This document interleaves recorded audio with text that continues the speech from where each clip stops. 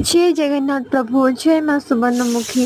देखुं ये पानी बुंदा केते छोट बुंदा है ये गोटे पत्थर को भी गाढ़ करें। आपड़ एक कथा जानते ना मुझे जानी आपण मैंने कथा जानते से भाई आम जब परिश्रम करमको लगुच हाँ आम ठीक परिश्रम कर मैंने देखिए दिने दिने आमर निहाती भाव में सक्सेस हम आए सीना अंधार छाया अच्छी आ दिने दिने तो आलुआ निहाती आसना तो से आलुआ को पाइबापी आमको एबे परिश्रम करने पड़ो। आम यदि एबे परिश्रम न करवा तो खाली आम स्वप्न हजिजा केवे आम से स्वप्न को साकार करें किंतु आम यदि प्रकृत भाव में कष्ट करुवा परिश्रम करुवा निष्ठार सह कार्य करुवा भगवान भी बाध्य हो आमको आम सफलतार चाबिकाठी दवापाई।